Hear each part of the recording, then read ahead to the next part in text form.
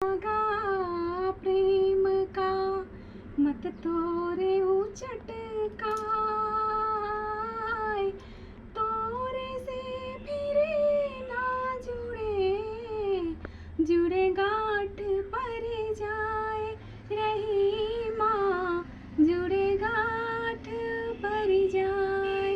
रहीम कवि कहते हैं कि जो प्रेम रूपी धागा है उसको किसी को कटु वचन बोलकर मत तोड़िए।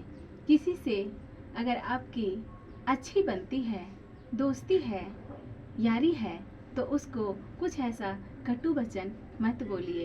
अपनों से रिश्ता कटु वचन बोलकर मत तोड़िए, नहीं तो फिर उससे आपकी दोबारा कभी नहीं बन सकती, वह रिश्ता टूट जाता है।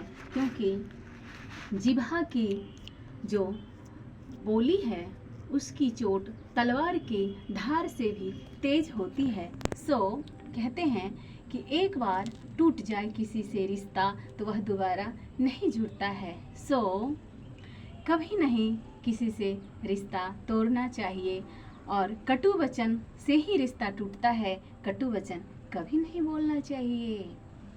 और कवि कहते हैं, हुआ तो क्या हुआ जैसे पेड़ खजूर, बड़ा हुआ तो क्या हुआ जैसे पेड़ खजूर, पंछी को छाया नहीं, फल लागे अति दूर, रे भैया फल लागे अति दूर। कवि इन दोहा के माध्यम से कहना चाहते हैं कि एक खजूर का पेड़ जो है वह बहुत लंबा होता है, बहुत ही लंबा होता है, और उसका लंबा होने से भी कोई फायदा नहीं है। जैसे कोई बड़ा पुत्र हो गया और वह ऊंचे पोस्ट पे चला गया और अपने माँ बाप को नहीं देखता है, तो वैसे पुत्र का रहने न रहने से माँ बाप को कोई लाभ नहीं होता है। सो उसी तरह से खजूर का पेड़ अगर बहुत लंबा हो भी जाए तो न पंछी को छाया मिलता है, न ही उसका फल जो है उससे किसी का पेट भर सकता है, क्योंकि छोटे छोटे उसके फल होते हैं और उसमें बड़ा सा बीज ही होता है। सो कहते हैं कि बहुत बड़ा पोस्ट भी हो जाए तो उसके अगर आप घमंड करते हैं, दूसरे को नीचा दिखाते हैं, तो उस पोस्ट से आपका पोस्ट से किसी को कोई फायदा नहीं है। फिर दुख में सुमिरन सब करे, सुख में करे न कोई, दुख में सुमिरन सब करे, सुख में करे न कोई, जो सुख में सुमिरन करे, तो दुख काहे होए रही। वह बोला। सो कवि कहते हैं कि दुख में अगर आप भगवान को याद करते हैं, अल्लाह को याद करते हैं, ईश्वर को याद करते हैं, सबसे बड़ी बात तो आप अपने रिश्तेदार को याद करते हैं, और जैसे ही आपका शुभ का समय आता है तो आप उसमें मस्त हो जाते हैं, अपने सारे कर्तव्यों को भूलने लगते हैं और अपने स्वार्थ में लीन हो जाते हैं। सो कहते हैं कि दुख में अगर सुमिरन करेंगे तो फिर सुख मिलेगा, और सुख में सुमिरन करेंगे तो दुख कभी नहीं मिलेगा।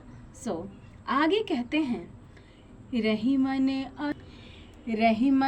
अशुआ नयन ढड़ी, रही मन अशुआ नयन ढड़ी, जिए दुख प्रगट करई, रही मन अशुआ नयन ढड़ी, रही मन अशुआ नयन ढड़ी, जिए दुख प्रगट करई, रही मन अशुआ नयन ढड़ी, जिए दुख प्रगट करे, जाहि निकासी केहते, कस न भेद कहि दई रही माँ, कस न भेद कहि दई। कवि बहुत ही अच्छी बात कहे हैं कि आँखों से आंसू तब बहती है जब हृदय में दुख होता है, तकलीफ होता है, पीड़ाएं होती है, सदमा होता है। तो जैसे ही आँख से आंसू ढरकर अपना दुख, हृदय का दुख प्रकट करता है, उसी तरह से आप किसी को घर से जब निकालेंगे तो वह बाहर जाकर घर का भेद जरूर ही बताएगा। इसीलिए इस बात का खास ध्यान रखें कि किसी को भी अपने घर से, अपने जहन से, अपने दिल से नहीं निकाले, नहीं तो वह आपका भेद खोल कर रहेगा। आगे कवि कहते हैं, जैसी परे सो सही रहे, जैसी परे सो सही रहे, कही रहीम यह देह, धरती ही पर परत है, शीत धाम औ मेह रही माँ, शीत धाम औ में। कवि कहते हैं कि देह में, शरीर में, मन में भगवान ने जैसा दिया है उसको सहिए, और एक दिन सहेंगे तो अच्छे दिन भी आपके आएंगे। अगर आप बीमार हैं तो ठीक भी हो सकते हैं। जैसे दिन है तो रात होगी, रात है तो दिन भी होगी, उसी तरह से आपको शरीर में भी सहना चाहिए, क्योंकि धरती पर ही शीत गिरती है, बादल बरसती है।